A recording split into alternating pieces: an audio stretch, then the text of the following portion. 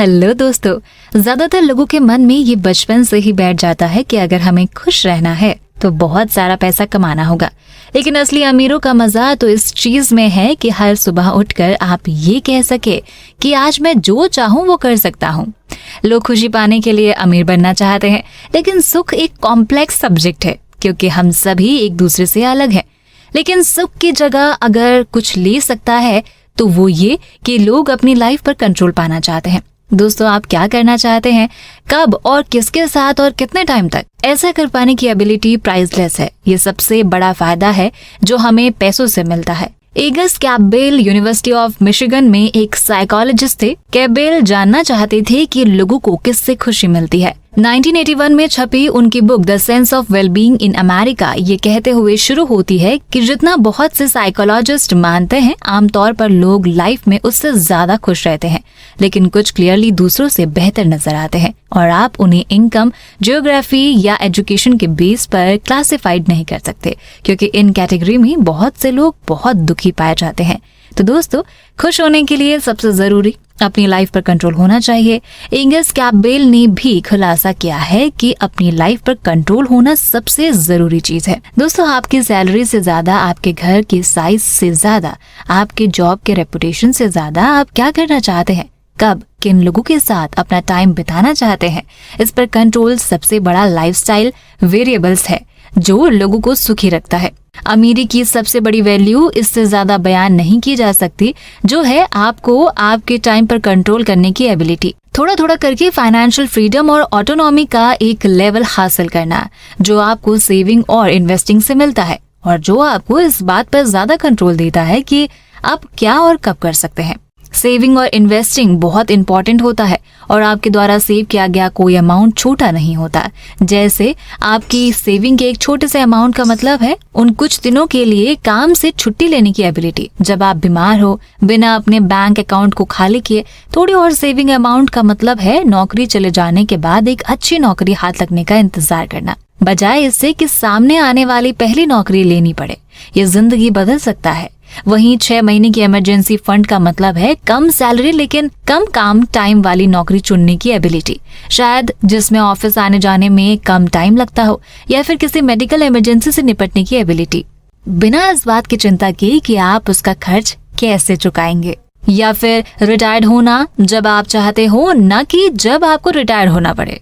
अपनी एसेट्स का टाइम और ऑप्शंस को खरीदने के लिए इस्तेमाल करने का जो अच्छी लाइफस्टाइल के लिए जरूरी है, जिसका मुकाबला शायद ही कुछ लग्जरी सामान कर सके। इससे ज्यादा अच्छे से ऑथर के एग्जाम्पल से समझते हैं। ऑथर मॉर्गन हाउसेल अपने कॉलेज के दिनों में एक इन्वेस्टमेंट बैंकर बनना चाहते थे। कारण सिर्फ एक था, बैंकर बहुत पैसा कमाते हैं, और बस यही एक स्ट्रॉन्ग इंस्पिरेशन थी और उन्हें 100% विश्वास था कि जब वो ये पा लेंगे तो सुखी हो जाएंगे। लेकिन दोस्तों, उन्हें लॉस एंजलिस के एक इन्वेस्टमेंट बैंक में एक समर इंटर्नशिप मिल गई और उन्हें लगा कि मानो करियर में उनकी लॉटरी लग गई है। यही तो था जो वो हमेशा से चाहते थे। लेकिन अपने पहले ही दिन में ऑथर जान गए कि इन्वेस्टमेंट बैंकर इतना पैसा कैसे कमाते हैं। उनके अनुसार कोई इंसान जितना झेल सकता है वो उससे कहीं ज्यादा लंबे और कंट्रोल्ड टाइम के लिए काम करते हैं। रियल में ज्यादातर लोग ही नहीं झेल सकते। आधी रात से पहले घर जाने वालों को आलसी समझा जाता था और ऑफिस में ये कहावत थी कि अगर आप शनिवार को काम नहीं करते हैं तो रविवार को लौट कर आने की जरूरत नहीं है। ये नौकरी तेज दिमाग वालों के लिए अच्छी थी, सैलरी भी अच्छी मिलती थी और ऑथर को इम्पोर्टेंट होने का एहसास भी कराती थी। लेकिन उनके टाइम का हर सेकंड कंपनी के बॉस का गुलाम बनकर रह गया था, जो इसे ऑथर की लाइफ का सबसे दुखी एक्सपीरियंस बनाने के लिए काफी था। इंटर्नशिप 4 महीने की थी और वो सिर्फ 1 महीने टिक पाए। यहाँ सबसे कठिन बात ये थी कि उन्हें ये काम बहुत पसंद था और वो कड़ी मेहनत भी करना चाहते थे। लेकिन जो आपको इतना पसंद हो उसे एक ऐसे शेड्यूल के अनुसार करना जिस पर आपका कोई कंट्रोल ना हो, वो ठीक वैसा ही महसूस कराता है जैसे कोई ऐसा काम करना जो आपको एकदम नापसंद हो। दोस्तों, पेंसिल्वानिया यूनिवर्सिटी के एक मार्केटिंग प्रोफेसर जोनाह बार्जर ने इसे एक तरह शॉर्ट्स में कहा है, लोग ये महसूस करना पसंद करते हैं कि कंट्रोल उनके हाथ में है। वे ड्राइवर की सीट पर बैठना चाहते हैं। जब हम उनसे कुछ करवाने की कोशिश करते हैं तो वे डिसेबिलिटी फील करते हैं। ये महसूस करने के बजाय कि उन्होंने खुद कोई ऑप्शन चुना है, उन्हें लगता है कि हमने उनके लिए चूज किया है, तो वे या तो ना कह देते हैं या फिर कुछ और करते हैं, तब भी जब अपनी इच्छा से उन्होंने खुशी खुशी वो ऑप्शन चुना होता है। तो दोस्तों, अगर आपके पास इनकम है तो आप भी सेविंग और इन्वेस्ट आज से ही शुरू करें। अगर आप शेयर मार्केट में इन्वेस्ट करना चाहते हैं और अगर आपके पास डीमैट अकाउंट अभी तक नहीं है तो आज डिस्क्रिप्शन में दिए हुए लिंक से अपना डीमैट अकाउंट ओपन करें। दोस्तों, ज्यादातर लोग इन्वेस्टमेंट के बारे में नहीं सोचते और इस कारण उनका कीमती टाइम निकल जाता है जिसमें किया गया इन्वेस्टमेंट काफी अच्छे रिटर्न दे सकता है। जितनी जल्दी इन्वेस्टमेंट शुरू किया जाए, ज्यादा रिटर्न मिलने की संभावना उतनी ही बढ़ जाती है। हमारे पास हमारी खर्चों की प्लानिंग होती है, लेकिन सेविंग और इन्वेस्टमेंट की कोई प्लानिंग नहीं होती। बहुत से लोगों का पैसा बैंक में ही जमा रहता है जिस पर बहुत कम इंटरेस्ट मिलता है। एक सफल बिजनेसमैन डेरेक सेवरस ने एक बार एक अपने दोस्त के बारे में लिखा जिसने उनके अमीर बनने की कहानी के बारे में पूछा था। उन्होंने बताया, मैनहट्टन में मेरे पास एक नौकरी थी जिससे मैं $20,000 हर साल कमाता था, लगभग मिनिमम मजदूरी। न मैंने कभी बाहर खाना खाया और ना ही कभी टैक्सी में बैठा।